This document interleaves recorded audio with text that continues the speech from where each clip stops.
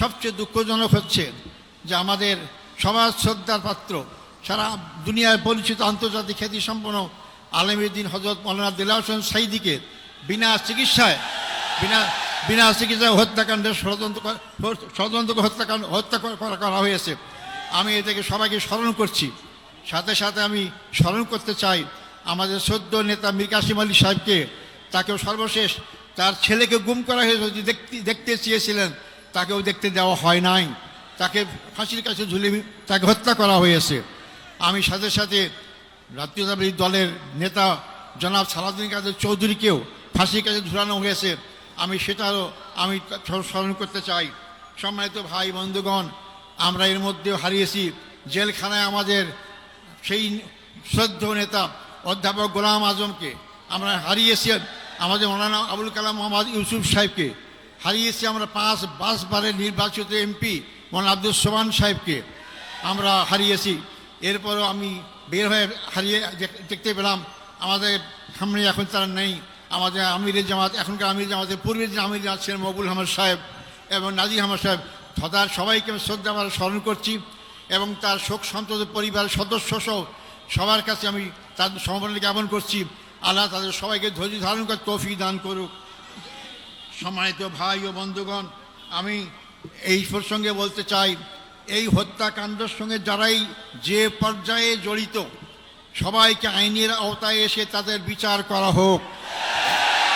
এটা আমি জোর গলা আবার বলতে চাই, যারাই হত্যাকাণ্ডের সাথে যেখানে যে পর্যায়ে জড়িত সবাইকে আইনের আওতায় নিয়ে এসে তাদেরকে বিচার করা হোক। না হলে এই খারাপ সংস্কৃতি চালু থাকবে, এখান থেকে বেরিয়ে আসতে হবে আমাদেরকে। সম্মানিত ভাই ও বন্ধুগণ, আমি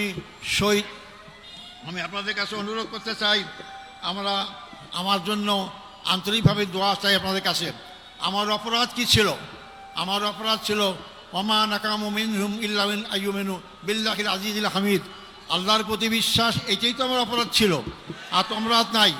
আমি তো আপনাদের কাছে দোয়া চাই যে অপরাধের কারণে ফাঁসির কাষ্ট থেকে আমিদের কাছে ফুলের মালা পাচ্ছি, রশি গলা সেরে গিয়ে ফুলের মালা পাচ্ছি, আমি যেন আজীবন সেই ইসলামী আন্দোলনে আমার জীবন থাকতে, রক্তবিন্দু এক ফোঁটা থাকতে এই আন্দোলনেই যদি আমি শহীদ হিসেবে মৃত্যুবরণ করতে পারি, সে তৌফিক আপনাদের কাছে কামনা করতে চাই। আমাদেরকে সবাইকে মৃত্যুবরণ করতে হবে, মনে রাখবেন, আজ হোক কাল হোক মৃত্যুবরণ করতেই হবে, মৃত্যুর হাত থেকে বাঁচতে পারবো না। আব্দুল কাদের মোল্লা ভাই আমার আমির ছিলেন, একটা কথা আমাকে প্রায় বলতেন, আজার ভাই, আমরা যেভাবে গুনাহগার, আমরা এই সব নিয়ে কাল পরকালে জান্নাত পাবো না, জান্নাত পরে একটাই মাত্র পথ, তা হচ্ছে শাহাদাত বরণ করা, তো শাহাদাতই আমাকে জান্নাত দিতে পারে। তাই যে দল, যে জাতি, যে ব্যক্তি শাহাদাত তামান্না করে এগিয়ে যায়, সেই দল, সেই জাতিকে কেউ দমাতে পারে না। সম্মানিত ভাই এবং বন্ধুগণ, সেই দোয়া করার সাথে সাথে আপনাদের সবাইকে সবার মাধ্যমে সারা বাংলাদেশের আপনার জনসাধারণকে আহ্বান করতে চাই, আসুন, এই দেশ আমাদের সবার, এই দেশের মানুষের আশা আকাঙ্ক্ষা চিন্তা চেতনা ঐতিহ্য অনুযায়ী এই দেশটাকে ইসলামী সমাজ গড়ার আকাঙ্ক্ষা আমরা সবাই এগিয়ে যেতে পারি। আল্লাহ অবশ্যই আমাদের সাথে থাকবেন ইনশাআল্লাহ। আমি আর বিলম্ব করবো না, যেহেতু আপনার রোদ্রে কষ্ট পাচ্ছি না, আপনারা আমার জন্য দোয়া করবেন। আমার আর পাওয়ার কিচ্ছু নাই, আমার জীবনে যদি আমরা এখানে আল্লাহর দিন প্রতিষ্ঠা দেখে যেতে পারি, এর চেয়ে সর্ববড় পাওয়ার কিছু নাই। আপনাদের সবাই সেই দিন প্রতিষ্ঠা আন্দোলনে যার যার জায়গা থেকে যে ভূমিকা রাখা দরকার সেই ভূমিকা সবাই রাখবেন, এই আশাবাদ ব্যক্ত করে সাংবাদিক বন্ধুগণ, ফটোগ্রাফার যারা এখানে আসছেন, যারা আজকে আমাদের এখানে উপস্থিত হয়েছেন, তাদেরকে আমি ধন্যবাদ জানাতে চাই এবং যারা যেভাবে আমাকে সহযোগিতা করেছেন তাদেরকে ধন্যবাদ জানাতে চাই। আবারও আমি আপনাদের কাছে আমার জন্য দোয়া কামনা করে আমার বক্তব্য এখানে শেষ করছি। আসসালামু আলাইকুম রহমতুল্লাহি ওয়া বারাকাতুহু।